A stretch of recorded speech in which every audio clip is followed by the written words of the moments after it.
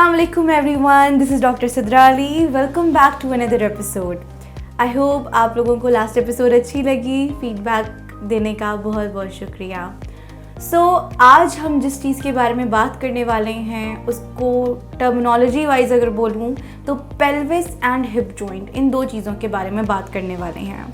अच्छा, इस पूरे को कंबाइन करके बेसिकली कूला कहा जाता है उर्दू के वर्ड में. और जब इसको हम डिफ्रेंशिएट करते हैं मेडिकल टर्मिनोलॉजीज़ में तो जो अपर बेस सपोर्ट है उसको पेल्विस और उसके साथ जो हिप जॉइंट की अटैचमेंट है उसको अगेन हम हिप का नाम दे देते हैं. नाउ जिस तरह से मैंने आपको पहले बताया था कि हमारा जो पेल्विस है ये बहुत इंपॉर्टेंट रोल प्ले करता है हमारी वेट ट्रांसमिशन में अपर बॉडी से लोअर बॉडी में. दूसरा इम्पॉर्टेंट रोल इसका आता है जनाब हमारे सिटिंग पोस्चर में, ठीक है, सारे बॉडी के वेट को संभालने में. तीसरा, हमारे जो बॉडी के मेजर मसल्स हैं जो कि हमारे हिप को सपोर्ट कर रहे हैं वो बेसिकली यहाँ से निकलते हैं और जाके फीमर बोन पे अटैच होते हैं. और सेम लाइक दैट ये पार्ट है जो कि आपकी स्पाइन को, आपकी बैकबोन को कनेक्ट कर रहा है आपकी लोअर लिम्ब के साथ, आपकी टांगों के साथ. तो अगेन जो आपके स्पाइन से निकलने वाले बड़े मसल्स हैं वो भी जाके इस पे अटैच होते हैं. थोड़ी सी एग्जांपल के लिए कुछ कॉम्प्लेक्स सी पिक्चर्स यहाँ चलाई हुई हैं ताकि आपको हल्का सा इसका आइडिया हो जाए. नाउ नेक्स्ट थिंग जो इसके लिए इम्पॉर्टेंट है वो क्या है कि अगर किसी भी फॉल की वजह से या किसी भी मस्कुलर स्ट्रेन या बोन की इन्फ्लेमेशन या कोई भी इस तरह के इशूज़ की वजह से आपके यहाँ का अफेक्ट होता है तो दो चीज़ें अफेक्ट होती हैं जॉइंट्स के पर्सपेक्टिव से.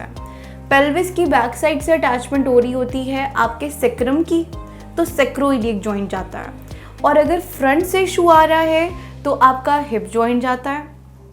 अब इसके अंदर सबसे मेजर जो चीज़ आ रही होती है ये आता है जनाब स्कोलियोसिस, जिन लोगों में डेवलप होता है या जिन लोगों में इन टर्मिनोलॉजीज़ की तरफ आते हैं. आपने परेशान नहीं होना.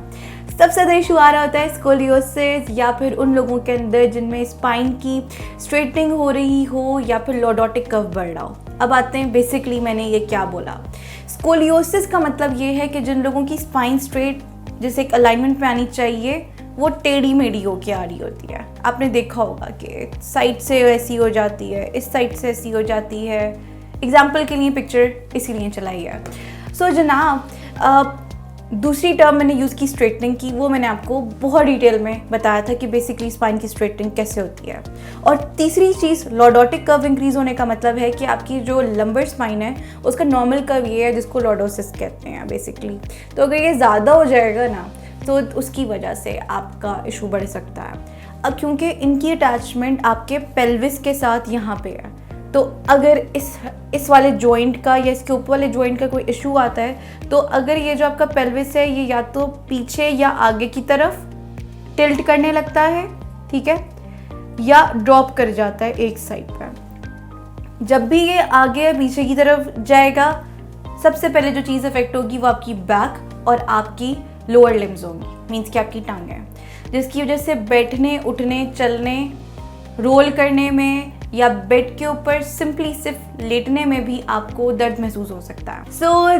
नाजरीन, हम चाह रहे हैं कि हम डिटेल्ड वीडियोस बनाएं लेकिन हम ये भी चाहते हैं कि हम आपके दिमाग पे इतना वज़न ना डालें कि आप उसको एब्जॉर्ब ही ना कर सकें.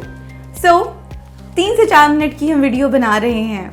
ये जो सेगमेंट था ये थोड़ा सा लंबा और डिटेल्ड है, दैट्स वाई हम इसको 2 पार्ट्स में करेंगे. पार्ट 1 आपने देख लिया, पार्ट 2 के लिए स्टे ट्यून्ड. Thank you.